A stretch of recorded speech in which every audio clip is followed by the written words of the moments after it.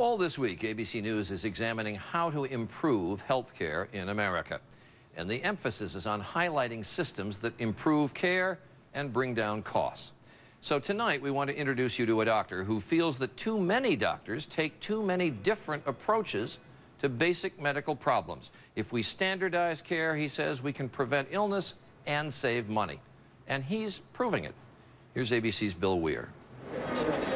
You think he's got a skull fracture? Yeah, he does. To understand the problem, it helps to compare hospitals to airplanes. Door lights, Extinguished. environmental system. Air travel is remarkably safe because every pilot follows a very specific checklist before takeoff. Ready to crank, clear and array. They rely on universal protocols to avoid deadly mistakes.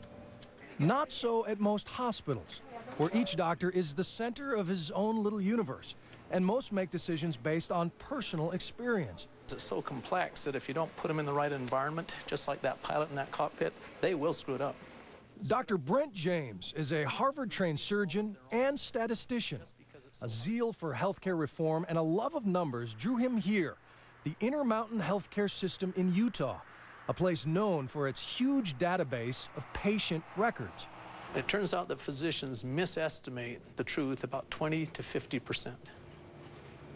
Typically, you can be off by a factor of 2 if you're relying upon this data system as opposed to this data system. Armed with his laptop full of stats, he began changing the culture here. Everyone would share their knowledge, work as a team, and follow specific guidelines. All cardiac patients would be sent home with 5 specific drugs. No more early induced labor for the sake of convenience, and all newborns would be tested for jaundice. It was a little controversial at first. It was. Yeah. You got resistance. Yeah, the pediatrician said, I can look at them and tell. They can't. In fact, 1,300 jaundice babies were being sent home each year because they looked pink and healthy, only to come back for intensive care. Since the new rule, that number has dropped by nearly 70%.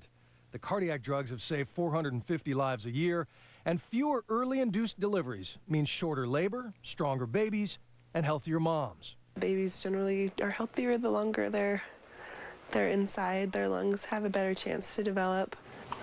And they're not just saving lives by doing it right the first time, they're saving money.